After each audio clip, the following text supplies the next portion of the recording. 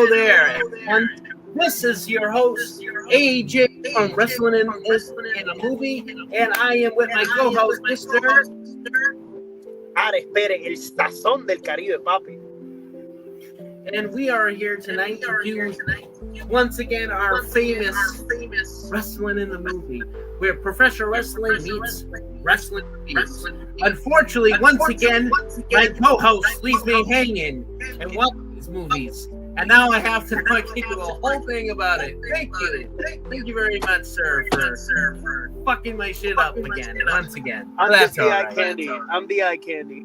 You were the eye candy today. Yeah. So what we're going to do right now is I'm going to do a trailer for Alien and Romulus. I'm going to go into the details of it because, of course, I have to be the one that had to, watch this. But that is fine. I'm okay with that. It happens. So here we go. We are doing the trailer for Alien. Bitches. You want to break into this highly regulated quickly. This could be our only ticket out. Should be in and out in 30 minutes.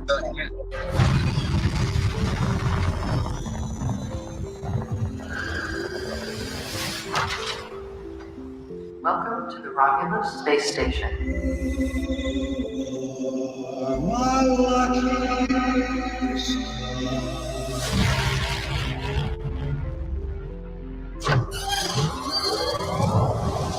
This place gives me the creeps. What the hell is this? I don't know.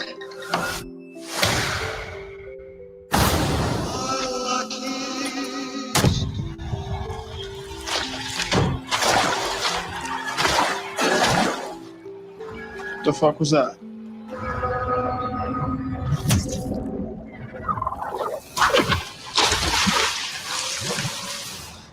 Yo! Stop playing around, man. Just get out. I'm not playing around. There's something in the water. What do you mean there's something in the water? No, there's just something in the fucking water.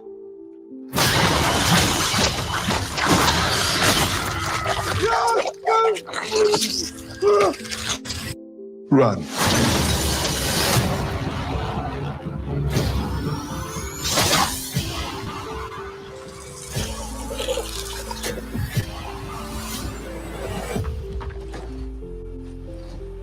Are you alright?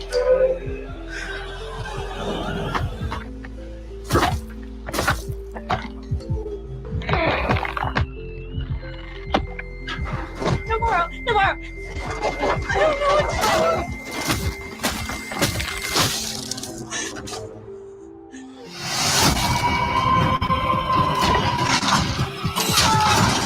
Whatever comes, we'll face it together. Let's go.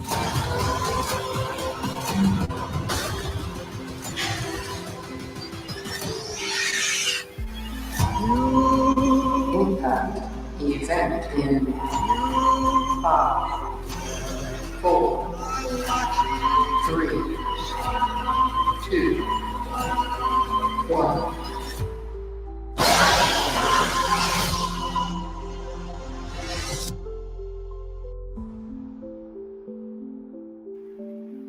All right. So with that being said, we are right back into this, and that is Alien and Romulus. Another long-listed sequel to the Alien franchise. I saw it. I thought it was absolutely amazing. My co-host here likes to leave me hanging every damn time we do this shit. So let's go into it right now. So the film is, timeline order has changed once again, according to Scott Ridley, who wants to give everyone a fucking heart attack because he's the motherfucker that likes changing shit on everybody. So according to the new timeline for the fucking franchise, it goes Prometheus first, Alien Covenant, then the upcoming FX TV series Alien Earth, Alien Romulus, Aliens, Alien 3, and that god-awful film, Alien Resurrection. So, I haven't seen Alien Earth yet. Can't wait when that comes out. I'm actually super stoked for it. I love this movie. Alien Romulus. All right, so first of all, the alien, spoiler, because I know how people are going to be. They're going to be like, why are you doing it, man? We haven't seen this yet. I'm going to tell you to go fuck yourself. I don't care if you didn't see it. So here it is. So the alien, the first xenomorph that we were introduced in 1979 in the very first Alien movie, was Ridley fucking launched that sucker out of the airlock, somehow survived in the dead, cold fucking space. So the Romulus ship was on a mission by Whalen and Tommy to go pick up the fucking alien and bring it in for research, dissect it, all that good shit. Well, that fucking thing comes back to life and starts killing every motherfucker on the Romulus ship. It's not shown in the movie, but that's the way they presented it in the movie when they were explaining it. So you have that situation. So I'm going to go back a little bit. I have to kind of dig a little bit because I don't remember the characters' names. So please, no one give me shit about this. I deserve to have a little fucking here, unlike my colleague here. I can do that, right? He can't. I can. So the film centers around a young lady. So here's the plot. In the year 2142, Whalen and Tommy uncovers a large canoe. I can't pronounce how the fuck it's pronounced. From the wreckage of the USCSS Romo months later at the rundown Jackson Star colony on the pyramid dark LV410. Orphan colonist Rain learns that her work contract has been forcibly extended by the Whalen Knowledge Company. Determined to escape, she joins a plan with her adopted brother Andy, a malfunctioning android reprogrammed by her father and her ex-boyfriend Tyler, his pregnant sister Kay, their cousin Boyd's adopted sister Navo. The group commandeers a hauler to reach the Renaissance, a Whalen economy station split into two modules, Romulus and Rammus, intending to steal Cryos' equipment to survive the multi-year journey to another planet, apparently again uncompleted with the Whalen Atomic Company. The group realized the inactive station will collide with LV-410's rings within hours, and any interfaces with the station to allow them to access the Romulus. It learns that the planet does not allow androids, meaning we will have to fuel the unintentionally trigger a lockdown and release dozens of facehuggers. Parasites. So here it is. This is the shit that's crazy. In this movie, the facehuggers have a prominent role in the movie. I have never seen, and this is my God on the Stroop of the film. I have never seen facehuggers in any of the Alien franchise have such a big part of the goddamn movie. They were fucking in swarms. In swarms of facehuggers chasing these fuckers down hallways and shit. It was wild. It was wild. By the way, the ship design was amazing. It plays homage to the very first Alien movie. So if you were worried that they were going to do like what they did with Prometheus and Alien Covenant, they did not do that. They stuck to the original, looked like it was made in the 80s, junkiness to it. It was perfect. Now, in desperation, Ray upgrades Annie security access with a control chip from the station's damaged science officer, Rook. This is the big part. If you've seen the original Alien movie, the original android was named Kane. Well, they did a deep fake AI CGI of the actor who originally played Kane to mimic his likeness to this new character named Rook, who essentially is the secondary villain in the story. Well, they took his program and chip, put it into Annie's, and then Annie took it over by Rook. So now we have a corrupted android running around, right? So So one of the facehuggers managed to get on, can't implant itself onto one of the crewmates, impregnate them with a fucking xenomorph who escapes, and whatnot. And they go into explaining how the xenomorph from the first film somehow survived and beat this girl into space, and they accidentally brought it back to life. They killed everyone on the ship until Rook and some other shipmates managed to harpoon it. So all right, so that ends up happening, right? So let's skip a little bit further. So they're trying to outrun the facehuggers, gets onto one of the team, one of their mates ends up getting pregnant with a xenomorph, right? That's what happens. Now, the new xenomorph bursts out. So gets out woman's chest, runs around. If you saw that trailer, the woman, the bald chick, like, oh my god, that was her. So this is the interesting part about it. So we've always seen the chest burster, the skin of the chest burster, and then like a full-grown adult xenomorph. We never saw the in-between. Like we didn't see whatever happened after it shredded skin, right? Well, check this out. They introduced the face vagina. Yes, I heard it right. It's a giant vagina that it metamorphoses itself into a vagina-like state, and it legit comes out of the vagina. It opens up like a vagina, and the alien comes out with acid spilling all over the place. It's crazy. It just adds a whole nother life cycle stage into the xenomorph mythologies, which is fucking outlandishly crazy. But I liked it. I thought it was really cool. Now, through the whole film, they're running away, trying to, save the ship from the xenomorph. Now, one of the characters that is pregnant with a human. By the way, Borg, who was a douchebag to the android Annie, gets his fucking he got fucking killed while the alien was in the vagina. Fucking stared him through the mouth, through the steel, and the acid fucking, as soon as it was coming out of the vagina, the acid came and melted the fucker. It was great. It was the greatest death scene ever. So now the pregnant pregnant girl gets kidnapped by the xenomorph. So in the process of this, Rook explains to them that the black goo from Prometheus, they managed to get it from the actual original xenomorph from the first movie. I don't know how they extracted it from it or something. It was the weirdest explanation how they got the black goo. So they modify it so it can manipulate DNA. So the pregnant girl's a little bit hard, she's a little hurt. So for whatever reason, Rook convinced them that this black goo is like the way to save, your life and shit.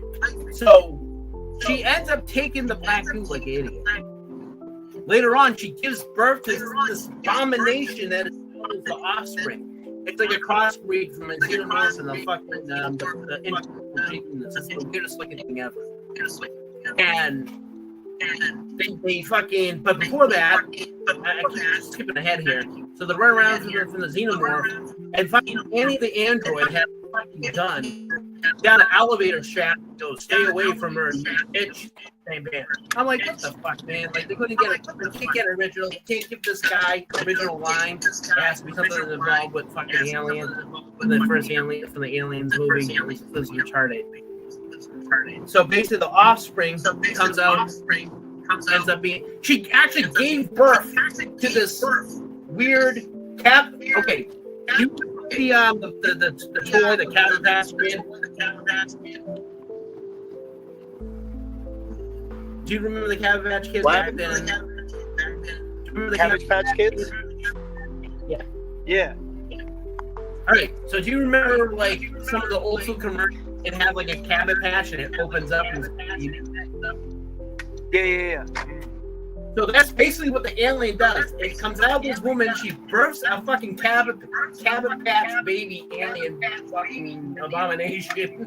And it falls, its acid falls through the grill to the ships, goes into the cargo hull, and magically within seconds, it's a full-grown fucking engineered xenomorph hybrid thing. It was the weirdest thing I've ever seen in my life. It was fucking bizarre. It ended with the classic throwing it out of the airlock. I mean, every single alien movie has to deal with throwing it out of the airlock and throwing it out of the airlock. I personally say of the movie, and I think it's probably one of the best alien movies. It stays within the original continuity of the actual stories. I have to give it a fucking 10 out of 10. We're probably going to do a recap because I'm going to send this guy here a link. You need to watch this movie. So the next time we recap this, I don't feel like a freaking douchebag because I'm the one that has to carry the damn episode. Now, we are done with oh shit, I just did the wrong one. So now we're going to talk about Terrifier 3. Yes, you heard me. We're doing Terrifier 3. The film that supposedly everyone fucking has been throwing up, leaving the middle of the theater. I seen it. I thought it was the most amazing thing ever. I loved it. But I'm weird like that. I like the sick, twisted fucking shit. I've always been like that. So, hold on. All right. So now... Before we move on, I gotta say, I've watched Alien versus Predator. Oh, okay. Here we go. Let's get deep into the alien thing now. We can do this. All right, go ahead. You tell me what you thought about Alien vs. Predator. Oh, it was so good. I was rooting for Predator, so You actually like the fucking alien? Okay, so AVP was it was so garbage. Good. It was hot garbage. The sequel was way better. Requiem, AVP Requiem Requiem? 20 times. Yeah, it was 20 times better. Well, that's because AVP. That's because they introduced the hybrid between Predator and Alien, bro.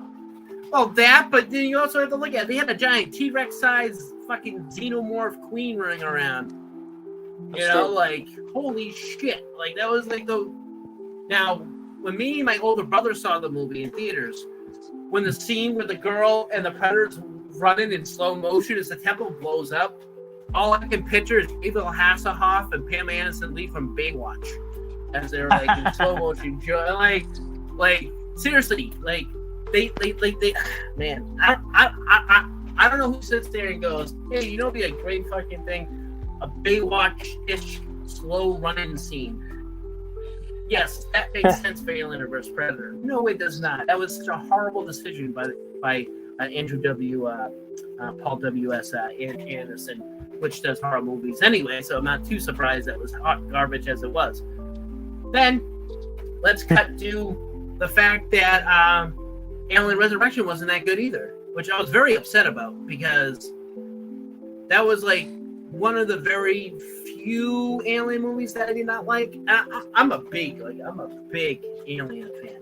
Like Friday the 13th is my slasher, and my sci-fi horror has always been Alien. So, like, I own Alien Isolation, the game, by the way. It took me like almost fucking 7 months to beat, but it was fucking. If you want to get scared shitless, that's the game to do it. So you have that craziness, right? All right. So. Right. What other Alien movies have you seen before I switch over to Terrifier? That's it. Oh my fucking god! All right, all right. So we're gonna switch over as I shun this man. Shame on you. So we're gonna mute our mics. We're gonna roll this lovely trailer of Terrifier 3. Then I'm gonna explain the film because I actually saw it, and we're gonna go from there. So here we go, ladies and gents. Wait one. There it is.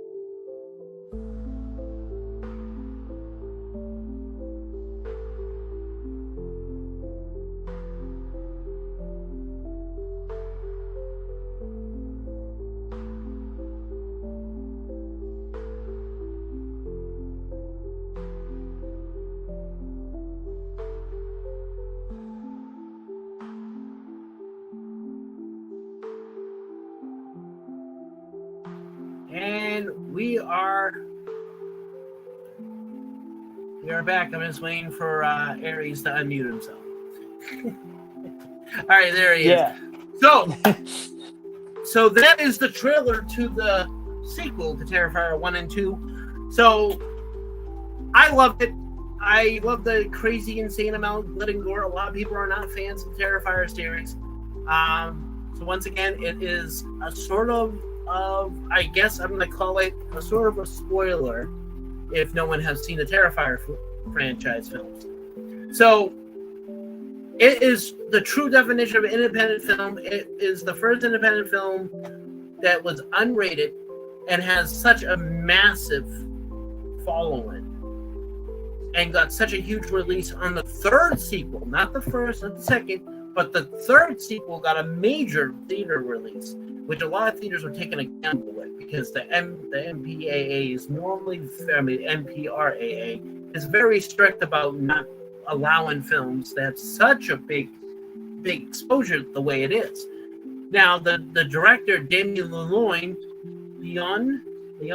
Damien Leone started this way back in, I think it was, he started off with a short film called The Ninth Circle, which started it all, which was 2008. And then he did the first Terrifier came out in 2011, both of which were shown in the Halloween anthology movie called All Hallows Eve. Now, how the reboot Terrifier came out in 2016, Terrifier 2 came out in 2022, and then 2 years later, we got this lovely piece of art, Terrifier 3, which takes place in Christmas, 5 years later during the holiday season, which now separates Terrifier from the concept of it always being centered around Halloween.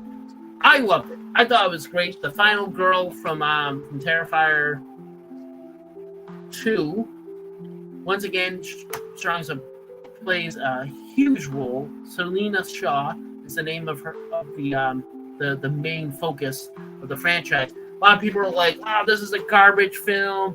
There's no story, blah, blah, blah. It's all just torture porn. And okay, well, first of all, there is a story. Now, granted, you have to fucking watch this film from the 2016 one all the way to now to kind of somewhat try to piece it together. So all we gathered is Art the Clown was a serial killer who got possessed by a demon after he died, which made him into a supernatural entity.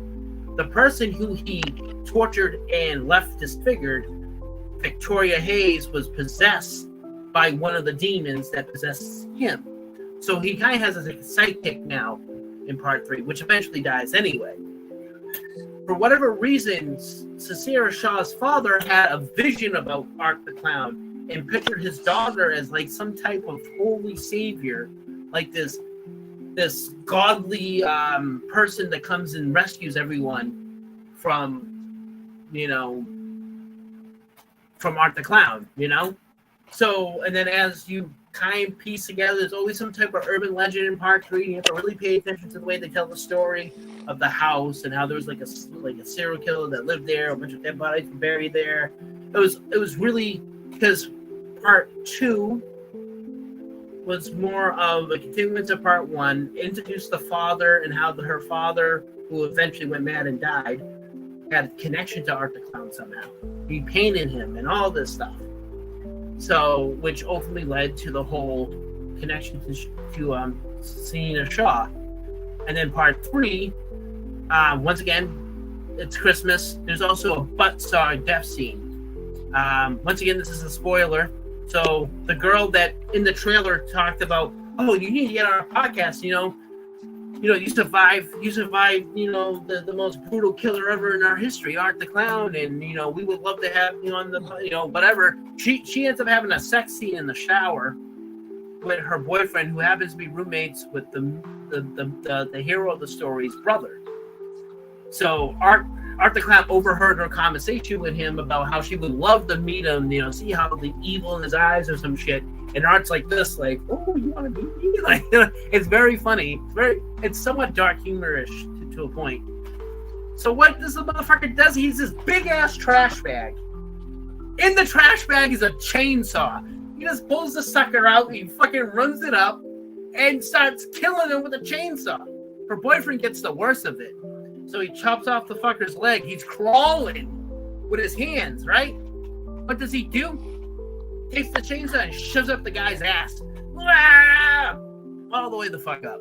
You see it all. Dick and everything. Fucking split in half. It was fucking insane. Loved it. Fucking loved it. Absolutely glorious shit. Love it. There's another scene earlier in the film where he meets a Santa Claus in a bar. He's all excited. He's like, oh, I'm Santa. Well, a little bit earlier in the film, he wakened. I guess him and Victoria Hayes somehow went into like some hibernation for 5 years in the spooky house. Well, once they come back out of their fucking hibernation, he built a hydro. What is that substance that freezes stuff? Hydro something.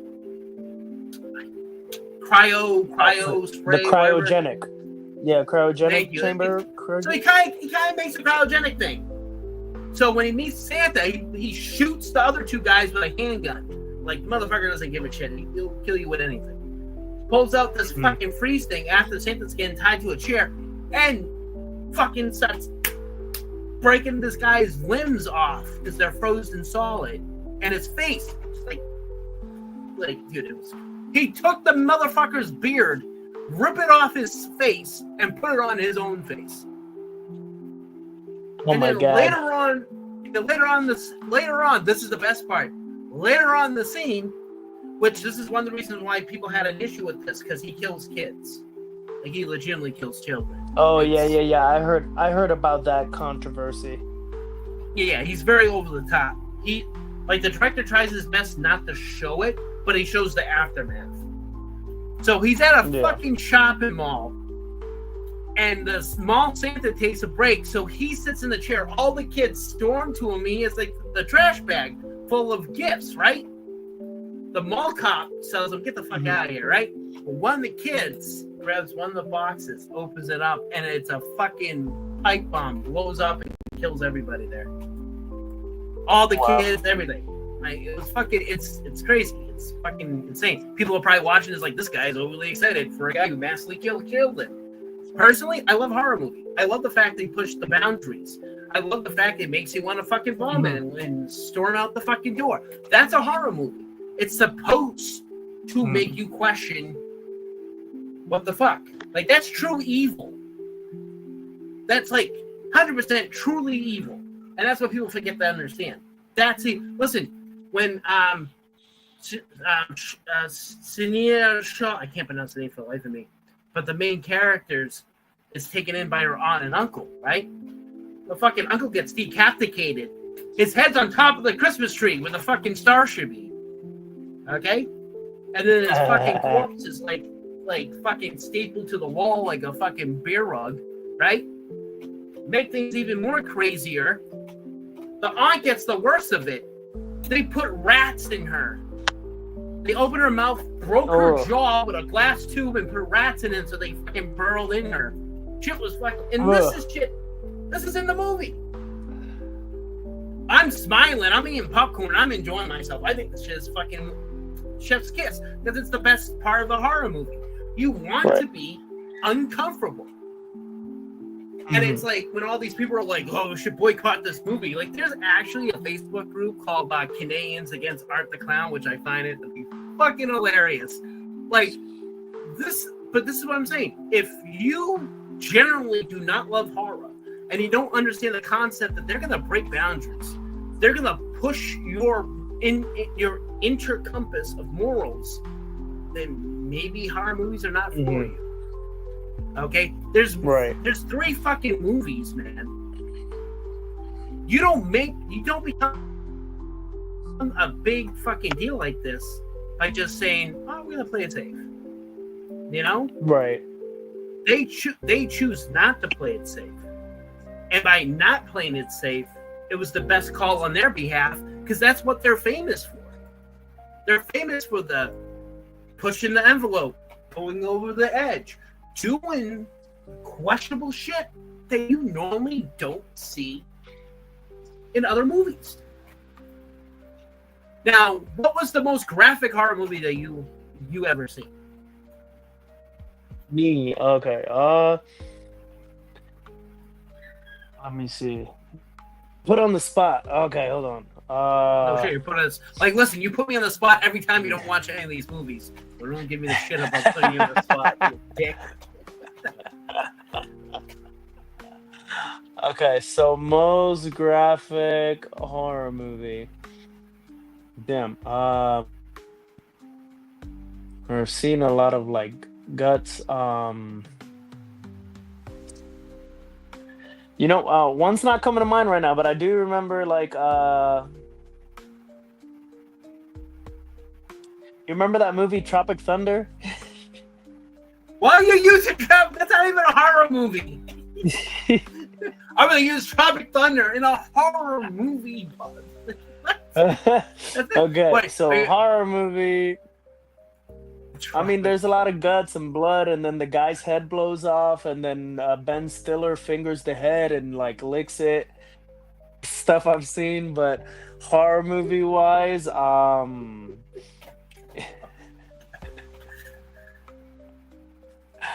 I'm horror movie wise, I think now I'm gonna make a thumbnail thing with your picture in the background of Tropic Thunder, the most scariest movie of the year. It's the scariest Perez.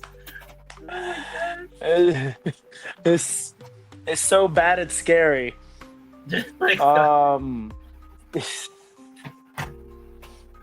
My lord, my friend. What was that movie with Freaky? You know Freaky with Vincent? That movie was pretty graphic. It's really good though. It's pretty graphic. You know, they did the body swap. So she swapped with Vince Vaughn, and Vince Oh, you Vaughn thought the Vince Vaughn is like the serial killer? And it was like, yeah, okay, so that was okay. So No. oh my God. It was pretty bloody. Right now, it's the only one that's coming to mind because honestly, even though like the Jason movies are the Friday the 13th movies are bloody and stuff like that, it's not that bad. I do remember seeing some stuff. Okay, so I'm thinking like, see, now this tells me that horror movies are my specialties, and that is sure hell ain't yours. Yeah. I mean, I do love horror movies. That's why I like doing this podcast. Okay, so I just need movies, man.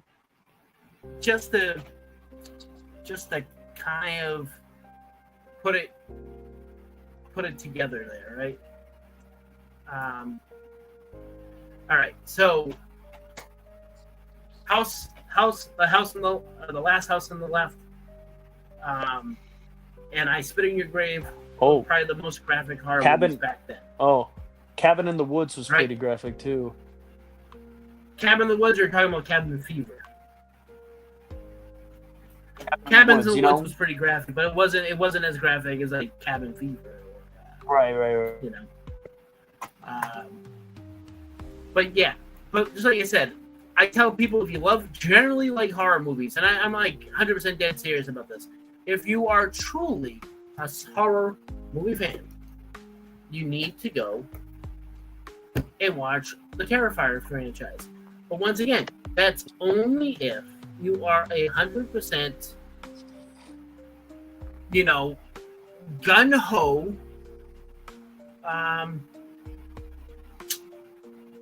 horror fan. Because I think the biggest problem we have now in the world, that no one is that. Like, everyone's, they pretend to be the horror fan. Like, oh yeah, I'll totally watch that film.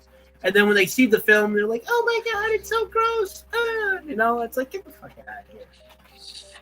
All right, so the hidden gem of the 90s, the final, tour of France here, so to speak, of our movie thing. So we're going to go right into that. Then I'm going to, have to educate, Aries here on the movie Fortress, starring Christopher Lambert, Jeffrey Combs, Kirk Smithwood. There's all so many of these amazing actors that were in this film. So with that being said, me and Aries are gonna step back, let you guys enjoy the masterpiece that is Fortress.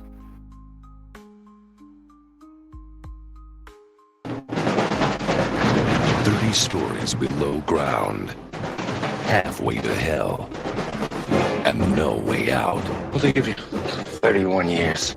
You are about to enter the Fortress, a privately owned maximum security prison operated by the Mentel Corporation. John Brunick, the most decorated captain in the history of the Black Beret. Prisoner 95763, step forward to be investigated. You have nothing. You are nothing. We will monitor your behavior. I don't think you realize your predicament. You have nowhere to hide. We will control your thoughts. The law is clear. We must maintain the population balance. We will invade your dreams. This is an unauthorized thought process. Touchy. Disobedience will not be tolerated. Been in there for 3 days, and no one has ever lasted 4. You will be enhanced and reprogrammed to be a more efficient human being. When my kind are in the majority, there will be no more overpopulation. A high-tech prison Who started the incident? built to withstand anything Let's find out. except an innocent man. We go tomorrow morning. Activate the strike clone.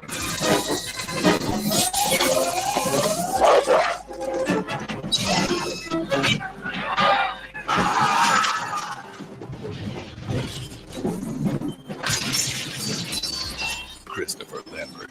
Fortress, where the punishment is the ultimate crime. Going out won't be fun.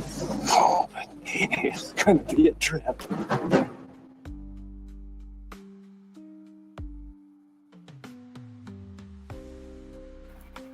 So now we are back. So that is Okay, Fortress. hold on. Yep. Okay, graphics.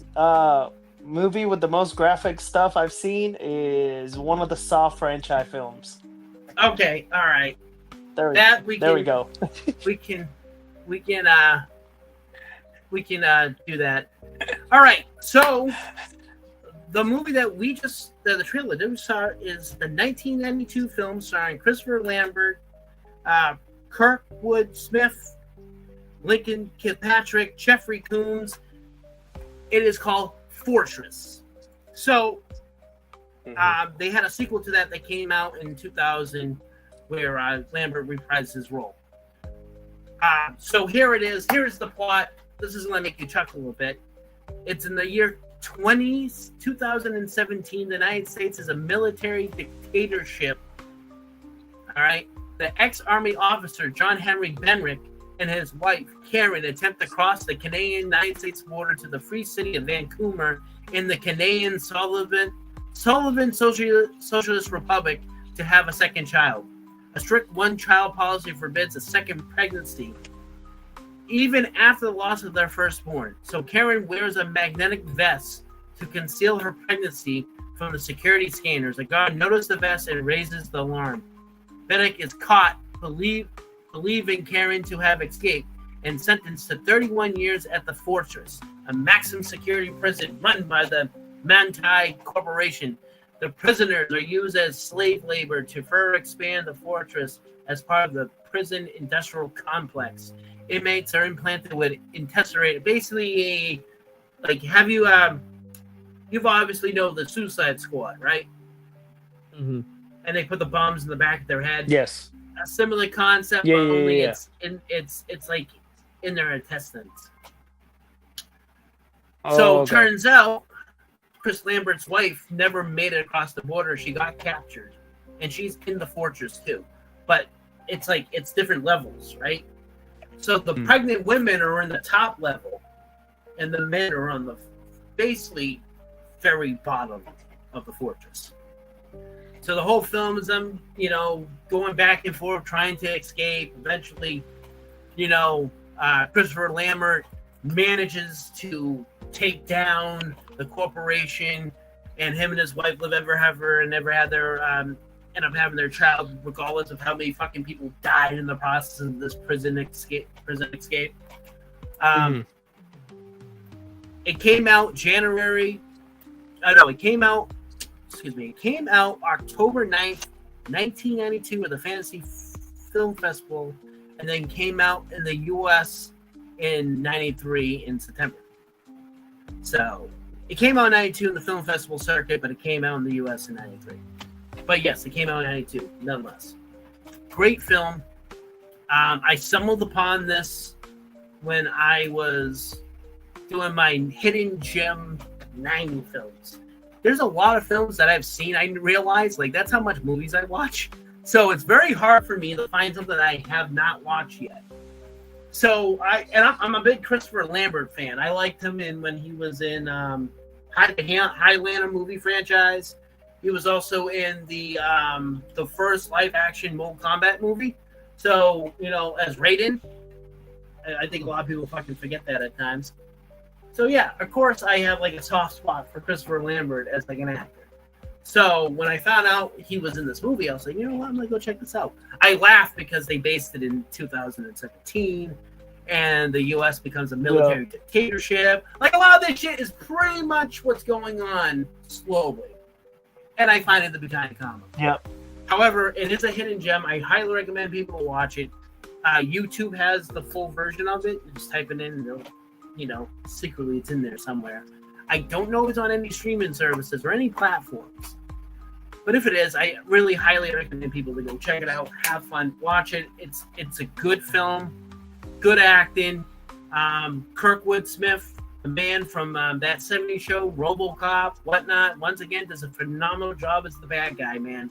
You cannot say anything bad about Kurtwood, about his acting. And Jeffrey Combs, Mr. The Beyond Reanimator star, once again, as that nerdy dude that gets killed. He's once again a phenomenal actor, and his acting chops are there once again. So this is the part of the show where we make Ari Perez cut a promo. He always does this. He loves doing this. So now we're going to put him on the spot once again in an impromptu promo, because this is wrestling and a podcast. Here we go. Let me back out and let this man have the stage.